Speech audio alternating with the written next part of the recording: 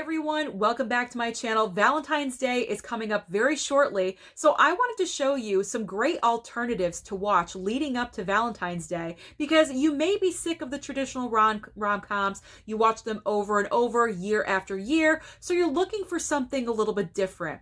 This is what I call my toxic love collection. These are stories of obsession and very unhealthy relationships. So I'm going to show you what I have, and maybe this can give you some ideas of what you can be watching. Possibly you have them in your collection already, or maybe you can find them on streaming. So I'm going to show you the obsessive movies first, and then after the unhealthy relationships. So when it comes to love and romance and the word obsession, I am sure 99% of the time you're going to think of the very first title I'm going to show you, and that is Fatal Attraction. If you have not seen this movie, you definitely need to. I need to rewatch this. I've seen it one time. Glenn Close is out of her mind, batshit crazy. She has a one-night stand with Michael Douglas, and she just does not want to let go. She will do anything and everything to keep him, to destroy the marriage, literally anything that she can do, including boiling a rabbit. We all know that she does that. That is not a big surprise there. So yes, Fatal Attraction is definitely the number one go-to for an obsessive film. But my next one is definitely, it gives Fatal Attraction a run for its money. It's kind of the younger version of Fatal Attraction, and that is The Crush. This is from my younger days with a very young Alicia Silverstone before she did Clueless. I think this was her very first film. I could be wrong about that, but this is actually based on true events of the screenwriter. The screenwriter had an obsessive young teenager obsessed with him, and he just used his real life experience and made a movie out of it. It's actually bone chilling to watch that someone actually went through a real life experience of this. It really keeps you on your toes. Cary Elwes is the older man that she's obsessed with, and it's a great chemistry between the two of them. And Alicia Silverstone puts in one hell of a performance as a great psychopath. So The Crush, I'm probably going to revisit this one again. I watched it fairly recently, but I can never get enough. She's just so good in this part. The next movie I have for you is Misery. Now, we all know Misery as a horror movie, kind of, but this can go in several directions, because as we know, Kathy Bates plays Annie Wilkes, and she's absolutely obsessed and in love with James Caan's character. Oh, I cannot remember his name. He is Paul Sheldon, the writer of the Misery books. She's absolutely obsessed with those books, and she becomes obsessed with him as well while she's taking care of him. So you might want to consider this an obsessive love story just a little bit. So it's kind of a horror movie, kind of a creepy, whacked out Valentine's Day film, I guess, but I consider it a great alternative watch for Valentine's Day because it definitely has that obsessive factor in this movie. This is one of the best movies, so definitely watch it, especially the 4K. It looks fantastic. Then I have for you, believe it or not, a little bit of Charlize Theron in Young Adult. Now, this is not obsessive like Psycho. This is more obsessive stalkery, because Charlize Theron plays a young adult writer. She has a series of books that she's writing, and it's actually coming to an end. But in her mind, she wants to go back like to high school days. She's obsessed with her old high school boyfriend. She's still in love with him. So she goes back to their hometown. She wants to get him. She wants to be with him again, even though he is married and has children. She is completely obsessed. She is laser focused. She will not stop. Even to the very end, when everyone finds out what she's doing, she still does not want to give up. This is a great alternative to the traditional rom-com to go the exact opposite way. So I do recommend Young Adult. It is an off-the-wall kind of weird, eccentric little movie, but I think this was written by Diablo Cody, and she is kind of known for that, but Charlize is very good in this film, so this is why I'm recommending it, because we can't get enough of Charlize. She's fantastic. My last obsessive movie is actually not with a relationship. It is a friendship obsessive movie, and that is Ingrid Goes West. So Ingrid is played by Aubrey Plaza. Yes, Aubrey Plaza plays Ingrid, and she's a loose cannon. You can really tell from the start of this film, she becomes obsessed with Elizabeth Olsen's character. She moves, I think, to California, wherever Elizabeth Olsen is, and she stalks her wherever she is. She's always posting on Facebook or online where she's at.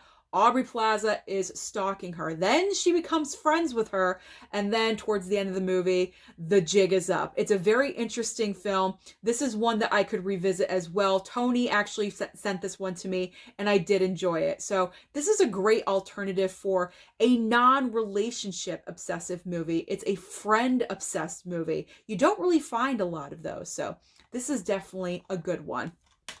Now let's get out of obsessive and move into just plain unhealthy relationships. These relationships just are not good for you, and they need to break up ASAP. And I have a stack of them. I really, really do. So if you want to watch a film with a little bit of history, I would go with The Other Boleyn Girl with ScarJo, Natalie Portman, and Eric Bana. Now this is about King Henry, if I'm remembering correctly, and the two sisters. He's in love with ScarJo's character of Mary, but Natalie Portman's character of Anne, I'm sorry, I cannot remember the names. She wants to be with the king. She is so determined, but the king does not really want to be with her. He wants to be with Mary, with ScarJo. So this is one heck of a real life love triangle that we had going. And this is just an unhealthy movie. If you have seen this, then you definitely know why this is a really unhealthy relationship and situation that they were stuck in. And this is also based on true life events. So it is a good watch. It is interesting. Then I have Eternal Sunshine of the Spotless Mind. How could I not put this movie in here? It's about Jim Carrey and Kate Winslet.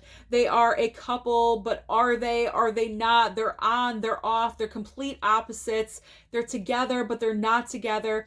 It shows in a out of sequence events during this movie of what happened with the breakdown of their relationship, and it is toxic. These two should not be together, but for some reason they just keep gravitating towards each other. So this is a great example of what a toxic love is. Then there's this one, Blue Valentine. Oh my gosh. Michelle Williams and Ryan Gosling. I've seen this movie one time. I do have to revisit it, but these two put in one hell of a performance, both of them. Absolutely fantastic, especially Michelle Williams. Can she really do any wrong? I don't think so, but this is very, very toxic. This is an extremely toxic relationship. Again, it's one of those, you're so obsessed with each other. You can't let each other go, but you want to, but you can't, and you keep going back and forth towards each other like magnets. It's one of those movies, so I need to revisit that one, but I consider that a great alternative for a traditional rom-com. It's 180 difference. Need I say more? Need I say more? Now, this is the most recent version of A Star is Born, but there's 3 others that you could be watching. The one with Barbra Streisand, the one with Judy Garland, and also the original version, which I think is up for sale on blu-ray.com right now if you're interested. But A Star is Born, this movie absolutely killed me. Obviously, we know Bradley Cooper's character is dealing with addiction, and Lady Gaga she just wants to be a star. He is a star. He's going down. Her star is rising. They meet in the middle, and then tragedy ensues. And it rips your heart out. I cry every single time with this movie. Does not matter what point I watch it at, the very beginning, the middle, towards the end, I'm a bucket of tears. So not sure if you want to cry your eyes out on Valentine's Day or not, but this is an option for you if you're considering it. All right, then we have I, Tonya. Talk about unhealthy relationships. Obviously, this is based on the true events from what happened between Nancy Kerrigan and Tonya Harding, but at the core of this story is Tonya Harding's relationship with her ex-husband of Jeff Gillooly. Talk about unhealthy. There's physical violence, there's emotional abuse, verbal abuse, also between her and her mother as well, played brilliantly by Allison Janney, who won the Oscar for her role.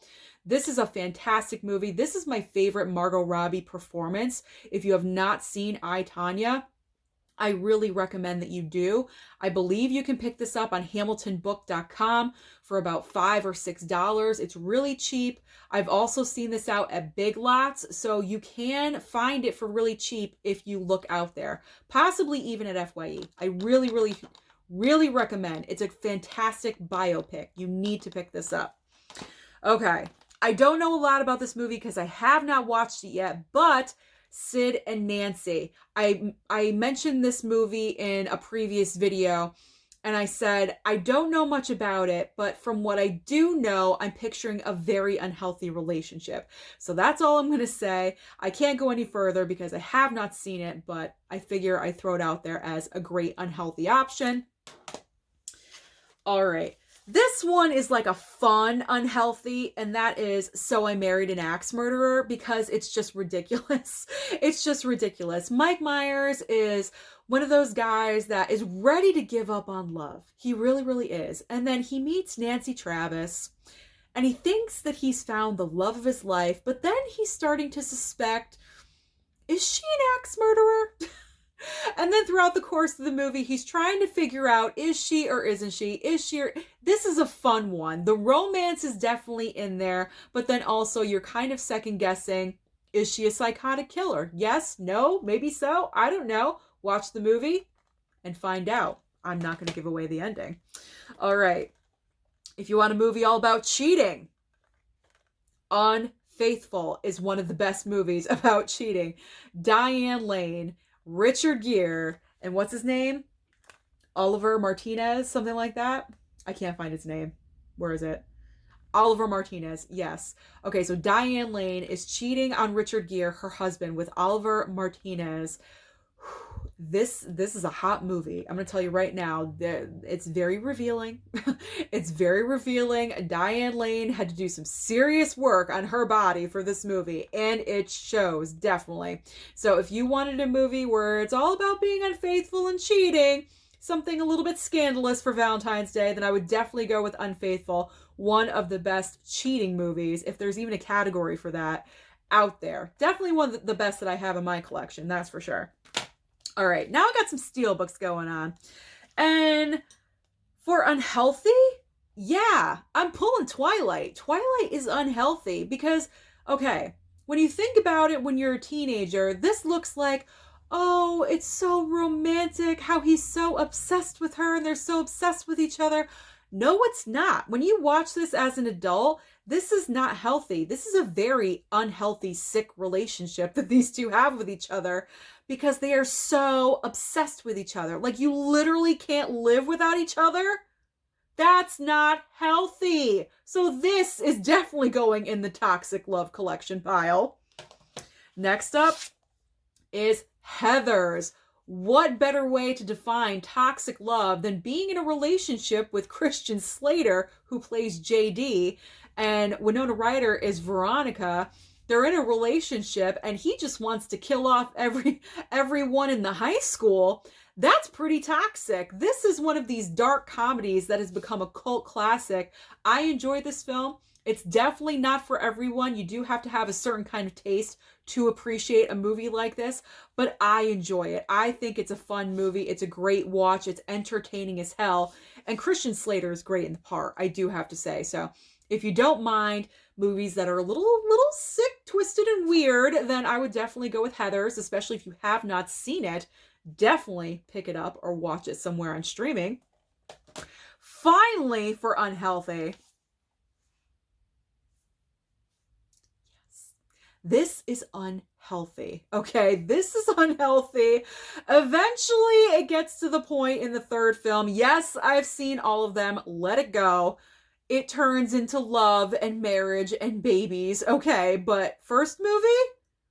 So wickedly unhealthy. So that is my collection of toxic love and great alternatives for you guys to watch leading up to Valentine's Day. Let me know down below, what's your favorite toxic love movie? Don't forget to like and subscribe, and I'll see you next time.